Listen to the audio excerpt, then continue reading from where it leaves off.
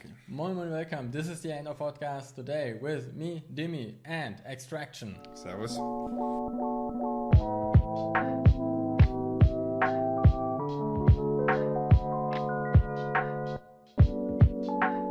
Extraction, a 2020 action thriller directed by Sam Hargrave, produced by the Russo brothers and starring Chris Hemsworth, the overly manly man.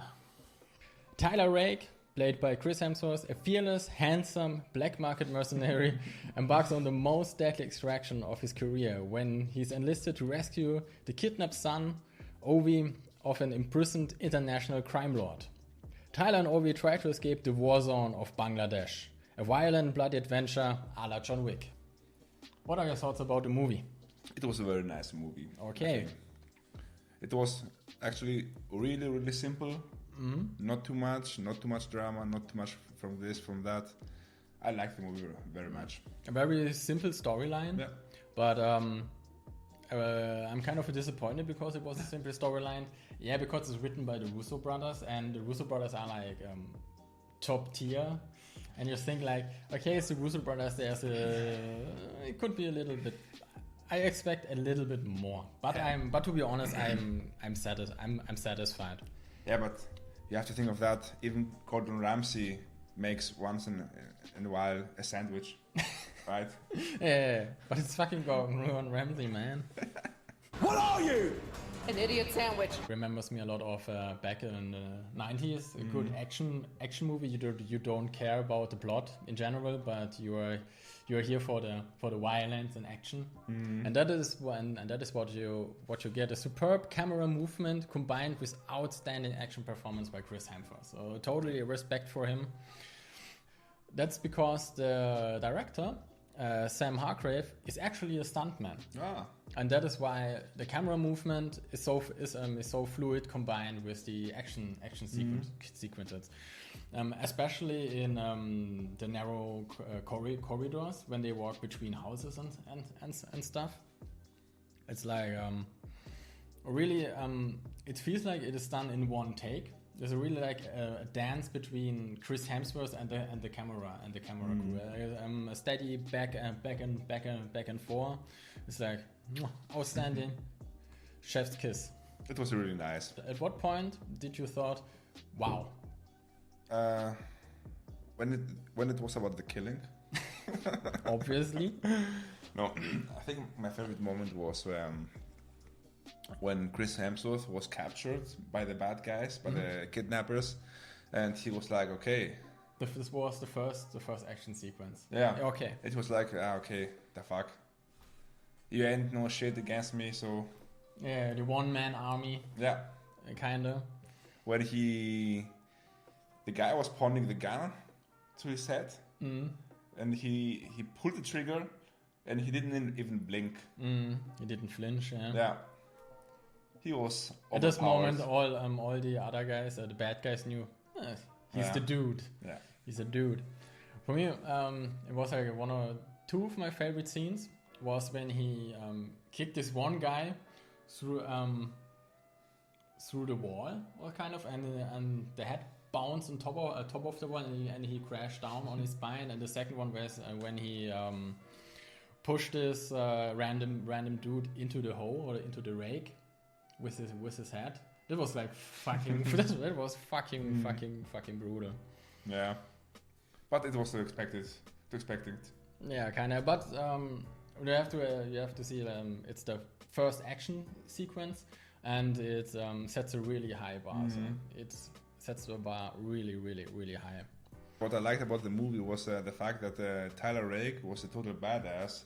He was, of course, a mercenary, so it's also logical to be such a badass, but he was not invulnerable. I liked how through the movie, because let's face it, it was like 1 or 2 days. Yeah, I think maximal 2 days. Yeah. And he got really wrecked. Yeah, he really got fucked up. Yeah. Yeah, it was a little bit more realistic than John Wick, but it was expected by John Wick is like a legend, and he's like some random black market mercenary. So it was kind of realistic. So it had like the tone that it was not that much over the top. The outstanding performance of Chris Hemsworth and David Harbour, who played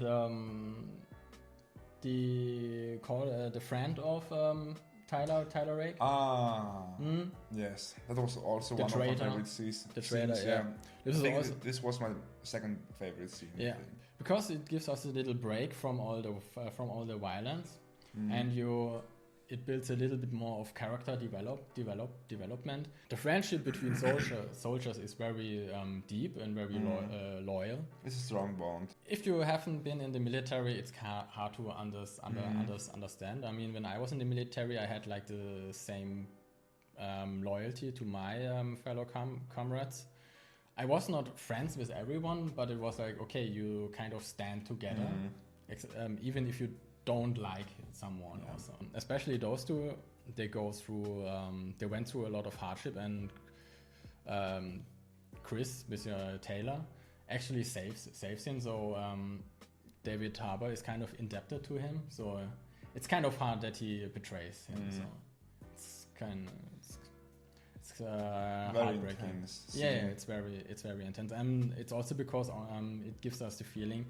In the movie, it's only because of a little bit of alcohol, a little bit of liquor, and this was like kind of understandable, but kind of like sad. Yeah, but I don't think it was only because of that, because he already arranged everything before they started drinking. But it was a very nice scene because you saw how they were having fun drinking together, and then he starts throwing hints about getting rich and get out of everything. And then Tyler is like, "Hey, come on, stop it, dude. You're drunk. Don't stop. Yeah. Here's the line. Don't cross it." And turns out he already did it. So one had to die. Yeah. Yeah. What I also liked was actually I disliked this young. The young gangster? Yeah, the young gangster, this wannabe gangster who cut off his own finger. I was like, dude, this is not Italy. Yeah. It's not the mafia, or bro. the Yakuza, I don't know. He was kind of cringy, but he was loyal to his boss, which was I respect that from a bad guy in the movie, his loyalty. But in the end, he was nothing. Yeah. This was also a kind of weak point in the department of the story writing, that the bad guy was so flat written, so he was not really a menace. So and it was not really clear why he kidnapped the kid. Kinda. There was like no reason. I mean, he's a fucking drug lord. He's like one of the most richest people in the world. I mean, how much do they have to pay that it makes sense?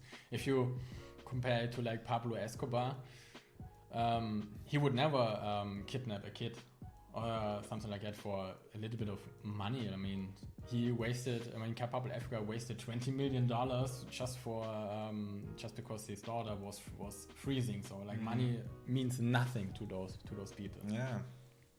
Or maybe it was just because the father was in jail, so he was like vulnerable, and he wanted to like weaken him. But yeah, still, but it kind of makes no sense. I mean, if the father is in jail, you just send some henchmen to kind of bomb the jail or something like that. And you see the jail is like an Indian jail, so it's not like secure. It's not like a secure jail. So kind of you can easily go there and murder some people. It's not that hard. Another scene I liked was the ending scene where it seems. Can I spoil it? Of course, you can spoil it. I can make a spoiler warning. Yeah, but before the scene. In the end, seems like Tyler Rake is dying, and suddenly we see time lapse and skip of time, 8 months I think it was like, and we all assumed that Tyler Rake was dead. And then the rich boy Ovi jumps in the pool, dives in the pool, and you can see in the background a blurry figure silhouette watching him. Yeah. So you assume that it's Tyler Rake. So they don't show it clearly. They don't make it too obvious for the audience, and I love it. Yeah, and they kind of have unofficially announced that the Russo, Chris, and Sam are talking about a second movie. So I'm kind of excited for that, and I hope that it will make like a really solid movie with good storyline and more superb action scenes. I mean, the movie had a budget about between 60 and 70 million dollars, and you have to say it was only a Netflix production. And I can guess that the next movie, the second movie, could be in cinemas or Netflix. I mean, and also like it is stated that Extraction had over 90 million views. It's like a fucking lot, man. So it was like a big hit on Netflix, despite bad rating from the critics. Okay, now some facts with me. Actually, only 4. Number 1, the movie was shot in a city in India, Ahmedabad, and the public went berserk to see Chris Hemsworth. Many fans stayed at the set for as long as 15 hours to get a glimpse of him. Okay, second fact. Arnold Schwarzenegger and Bruce Willis were attached as leads to this project at one point. I mean, this could have been different. Yeah, but they are too old. Yeah, kind of. So I mean, veteran mercenaries. I highly like both of them, but to be honest, their time is kind of over. Yeah, I also think they wanted to do something like The Expendables, like another version of that, because it was. If it was about Schwarzenegger and Willis, it would have been Expendables. Yeah. And last fact, because we already talked about the sequel. Despite being set in Bangladesh, all the Bangladeshis in the film are played by Indians. Don't ask me why. Just a fact. But it happens quite often. I don't know why. But for example, in the movie The Geisha, all the actors are actually Chinese or Taiwanese. Really? Yeah. No action. Kind of weird, but true. Okay. What would you rate the movie? So, as I said, I enjoyed the movie very much. Very simple movie. Not too spicy, and by spicy I mean not too much drama, not too much action, not too much this and this. It was a simple movie, so I give it a very good 7. A very good 7, yeah. Right. I mean, I give it a 6, but the whole point is like the action is perfect. It's like the 6 point, and the -4 point is like okay. It's written by the Russo brothers, so I expect a little bit more storyline, a little bit better writing. But to be honest, I would recommend it to everyone with action lover. So it's like it's a 6, but in my heart it's actually a solid 8. Okay, then good fight, good night.